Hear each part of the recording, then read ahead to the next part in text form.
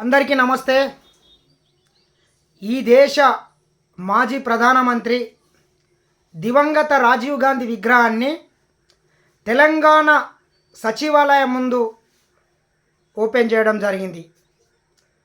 మరి దాన్ని అక్కడ ఓపెన్ చేస్తే మరి కల్వకుంట్ల డ్రామారావుకు మరి ఏం కడుపుల మంట వస్తుందో మాకైతే అర్థమైతే లేదు. కానీ నోరు తెరిస్తే దాన్ని అక్కడి నుంచి తీసేస్తా పేల్చేస్తా అని చిల్లర బల్లర మాటలు మాట్లాడుతున్నాడు.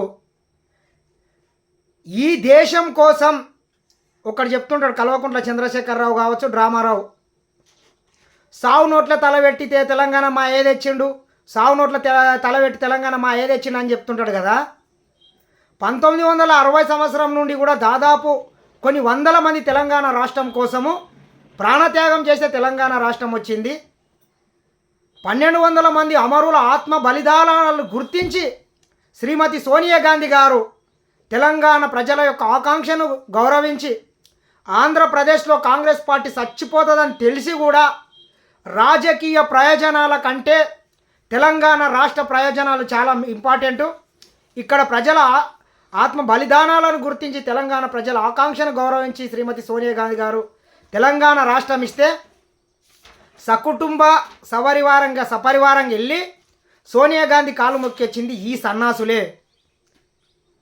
కాంగ్రెస్ పార్టీకి అంత క్రెడిబిలిటీ ఉంటుంది కాంగ్రెస్ పార్టీ తీసుకునేటటువంటి నిర్ణయాల వల్ల. మరి ఈ చిల్లరగాడు డ్రామారావు ఏమంటున్నాడు, ఈ దేశానికి కంప్యూటర్ని పరిచయం చేసింది రాజీవ్ గాంధీ అని వాళ్ళ అయ్య కల్వకుంట్ల చంద్రశేఖరరావు చెప్తే, ఈ పిల్ల పుంకెగాడు ఏమంటాడంటే అసలు రాజీవ్ గాంధీ అనేటటువంటి వ్యక్తి ఈ దేశానికి ఏం చేయలేదని చెప్తాడు సన్నాసి.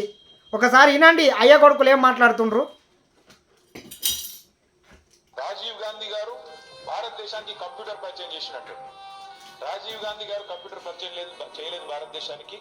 ఇది నీకు తెలియదు, ఇది నీ తెలివి, ఇది నీకున్న పరిజ్ఞానం. ఐటీ కూడా పీకి కొట్టుకొని మార్కెటింగ్ చేసుకున్నాడు ఐటీ మినిస్టర్ రామారావు.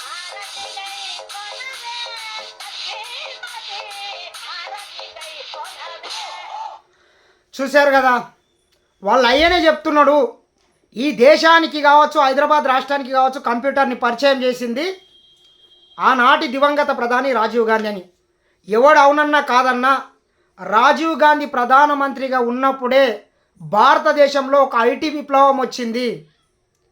సరే ప్రపంచంలో అడపదడప ఏ దేశం కూడా ఒక కంప్యూటర్ తెచ్చుకోవచ్చు, కానీ ఒక్కడ కంప్యూటర్ వాడితే వాడినట్లు కాదు. దేశ ప్రజలు మొత్తం సాంకేతిక పరిజ్ఞానం దగ్గర కావాలి. ఈరోజు ప్రతి మారుమూల పల్లెల్లో సెల్ ఫోన్ నుండి ప్రపంచంలో జరిగినటువంటి ప్రతి విషయాన్ని క్షణాల్లో తెలుసుకుంటున్నారంటే ఆనాటి దివంగత ప్రధానమంత్రి రాజీవ్ గాంధీ చేసినటువంటి ముందు చూపు వల్లనని ఈ దేశ ప్రజల్ని ఎవడన్నా అడిగినా చెప్తాడు. అటువంటి గొప్ప నాయకుల్ని పట్టుకొని, అటువంటి త్యాగాల కుటుంబాన్ని పట్టుకొని సెక్రటరియట్ ముందు ఒక విగ్రహాన్ని పెడితే దాన్ని అక్కడ నుంచి పీకేస్తా, ఇది చేస్తా, అది చేస్తా, పొడుస్తా, మళ్ళేస్తా అని చెప్పడం మాత్రము ఇది ఎంతవరకు కరెక్టో తెలంగాణ సమాజం ఆలోచన చేయండి. రామారావు, నువ్వు నిజంగానే మొగనివైతే నీకు దమ్ము ధైర్యం ఉంటే దాని మీద ఒక్క చేయి అయి కొడక తెలుస్తుంది. ఈ దేశ ప్రజలు ఏమి, ఈ రాష్ట్ర ప్రజలు ఎర్రోళ్ళు కాదు. ఈ దేశానికి ఎవడేం చేసిండని తెలుసు. ఒక తెలంగాణ రాష్ట్రం కోసమే మరి నేను మొత్తం గొప్ప మేమే చేసినామని చెప్పుకుంటారు. తెలంగాణ రాష్ట్రం వచ్చిన తర్వాత కొన్ని వందల మంది ప్రాణత్యాగం మీద రాష్ట్రం ఏర్పడితే 100 కోట్లు సంపాదించుకున్నటువంటి దొంగలు మీరు రామారావు. ఉద్యమం పేరు మీద 100 కోట్లు సంపాదించుకున్నటువంటి దరిద్రులు మీరు. కానీ గాంధీ కుటుంబము ఈ దేశం కోసం, ఈ దేశ స్వతంత్రం కోసం వాళ్ళకు ఉన్నటువంటి కొన్ని 100,000 కోట్ల ఆస్తుల్ని ఈ దేశానికి రాసించిండ్రు. నీలేక ఆస్తులు అంతస్తులు మూట కట్టుకోలేదు. మొన్నటికి మొన్న మనం చూసినాం. ఈ దేశ ప్రజలారా మీరు ఆలోచన చేయండి. ఈరోజు రేపు ఒక సర్పంచో, ఒక కార్పొరేటరో, ఒక ఎమ్మెల్యేనో, ఒక జడ్పీటీసీ అయితేనే ఒక 5 సంవత్సరాలు గడవకన్నా ముందే 100,000 కోట్ల ఆస్తులు సంపాదించుకొని ఆగర్భ శ్రీమంతులు అవుతారు. అత్యంత విలాసవంతమైన ఇండ్లు నిర్మించుకుంటారు. అత్యంత ప్రపంచంలోనే అత్యంత కాస్ట్ ఖరీదైనటువంటి కార్లను వాడతారు ఈ రోజు ఉన్నటువంటి రాజకీయ నాయకులు. కానీ మొన్న నరేంద్ర మోడీ ప్రభుత్వం రాహుల్ గాంధీ మీద అనార్హత వేటేసి ఆయనకున్నటువంటి ప్రభుత్వ బంగ్లాను కాల్ చేయమంటే ఆయన ఉండడానికి సొంతంగా ఇల్లు లేకపోతే మళ్ళీ వాళ్ళ తల్లికి సోనియా గాంధీకి ఇచ్చినటువంటి ఒక గవర్నమెంట్ బంగ్లాలోకి షిఫ్ట్ అవ్వడం జరిగింది. ఈ రోజుకు ఈ దేశం కోసం సర్వం త్యాగం చేసినటువంటి కుటుంబానికి ఢిల్లీ బొడ్డున ఒక సొంత ఇల్లు లేదు, వాళ్ళకు ఒక సొంత కార్లు లేవంటేనే ఎవడు దేశం కోసం పనిచేస్తున్నాడు, ఎవడు సొంత ప్రయోజనాల కోసం పనిచేస్తున్నాడో ఆలోచన చేయాల్సిన అవసరం ఉంది. ప్రపంచవ్యాప్తంగా వజ్రాల వ్యాపారం చేసేటటువంటి మోతీలాల్ నెహ్రూ గారు ఈ దేశ స్వతంత్రం కోసం 100 కోట్ల ఆస్తుల్ని ఈ దేశానికి రాసిచ్చింది వాస్తవం కాదా? ఈ దేశ స్వతంత్రం కోసం పండిట్ జవహర్లాల్ నెహ్రూ గారు దాదాపు 10-15 సంవత్సరాలు జైళ్ళలో ఉన్నది నిజం కాదా? ఈ దేశ సమగ్రత కోసం, ఈ దేశంలో శాంతి భద్రతలు నెలకొల్పడం కోసం ఇందిరాగాంధీ గారు తుపాకీ గుండ్లకు బలైంది వాస్తవం కాదా? ఈ దేశ అంతర్గత వ్యవహారాల విషయంలోనే శ్రీలంకకు చెందినటువంటి ఎల్టీటీ ఉగ్రవాదులు రాజీవ్ గాంధీ మానవ బాంబు పెట్టి చంపేసింది వాస్తవం కాదా?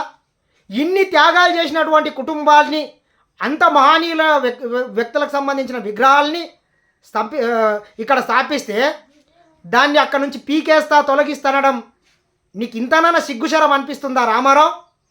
ఇక్కడైనా నీ కుక్క బుద్ధి, నీ వంకర బుద్ధి మానుకో. మళ్ళీ 3 ఏళ్లలో నేనే అధికారంలోకి వస్తా అనడము నీది డ్రామా. నీ జీవితాంతం మళ్ళీ నీకు అధికారం రాదు బిడ్డ నీవు అనుకుంటున్నావు. ఏదో పిల్లి శాపనాలు పెడితే పోదు. నీవు ఇట్లనే డ్రామాలు చేసుకుంటా కళలు అనుకుంటుండాలి. నీకు తెలంగాణ ప్రజలు 2 టర్ములు అవకాశం ఇస్తే ఈ రాష్ట్రాన్ని మొత్తం అప్పుల కుప్పలు చేసి సర్వనాశనం చేసి అమెరికాలో కెనడాలో పోయి విలాసవంతమైన ఫామ్ హౌజులు కొనుక్కొని జల్సాలు చేస్తున్నారు మీరు దొంగలు. మళ్ళీ నీకు అధికారం వస్తుంది, అక్కడి నుంచి నువ్వు రాజీవ్ గాంధీ విగ్రహాన్ని వీకేస్తావా? నీకు దమ్ము ధైర్యం ఉంటే మొన్ననే డక్అవుట్ చేసినారు బిడ్డ నిన్ను. ఎంపీ ఎలక్షన్లో ఎన్ని సీట్లు వచ్చినాయి బిడ్డ నీకు? ఎన్నిట్లో నీవు డిపాజిట్ తెచ్చుకున్నావు? రేపు చూద్దాం. స్థానిక సంస్థలల్లో సర్పంచ్ లేని గెలుస్తావు, ఎంపీటీసీ లేని గెలుస్తావు, జడ్పీటీసీ లేని గెలుస్తావు. హైదరాబాద్లో మేయర్ పీఠం ఏమవుతుంది అవన్నీ చూద్దావు. నీవు కలలుగా అనుకుంటుంది. కావున తెలంగాణ రాష్ట్ర ప్రజలు కూడా కొంచెం విఘ్నతతో ఆలోచన చేయాల్సిన అవసరం ఉంది. ఈ దేశం కోసం, ఈ రాష్ట్రం కోసం సర్వం త్యాగం చేసినటువంటి మహనీయులని గౌరవించుకోవాల్సిన అవసరం ఎంతైనా ఉంది.